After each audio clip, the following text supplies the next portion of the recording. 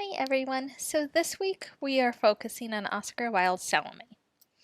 Salome is a retelling of the story of John the Baptist's beheading.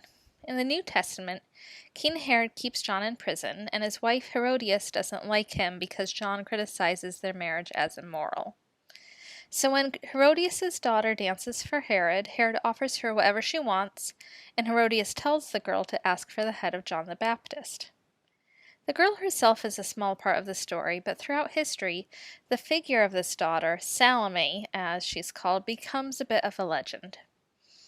Within that tradition, Wilde writes his play Salome, focusing as much on Salome's subjectivity and interiority as on her objectification as sex object. When Wilde wrote Salome in 1891, it was written in French. Wilde had planned to stage a production starring Sarah Bernhardt, who was one of the most celebrated actresses at the time. She was a French and Jewish actress who was celebrated for her natural voice and her natural body, which was known for being unconstricted by a corset on stage. The production was banned in England because of how it portrayed biblical characters. It was published in French in 1892. And then in 1994, Arthur Douglas published an English translation, which was illustrated by Aubrey Beardsley. All plays require that we not only read them, but that we also consider them as visual stage productions. But in this play, in some ways, this is especially true. One of the most central moments of the play is the dance of the Seven Veils. But Wilde, who is famous for his extensive stage directions, simply describes it as Salome dancing the dance of the Seven Veils. What happens on stage is essential to understanding the play. This is especially true because Salome is a play about watching and being watched.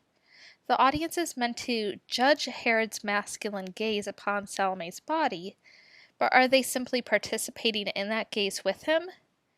And are they similarly condemning Salome as a mentally unstable person because she, as woman, gazes upon herself and gazes herself upon that which she sexually desires? At the same time, though, I think it's worth knowing that of all of Wilde's plays, there's a good chance that this was one that he was aware might never make it to stage during his lifetime. He probably knew that a play with this level of sexual content, and including biblical characters like John the Baptist the way it did, no less, would be censored in England. While he might have hoped for a production in Paris, he would have likely been aware that in England this would be a play that would be read rather than watched. It's worth thinking about whether or not that factors into the way that it's written.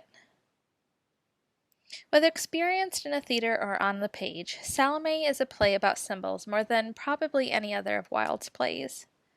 In the criticism we'll read later this week, authors consider the repetitive references to blood and the moon especially. But Salome is also a play in a symbolist tradition.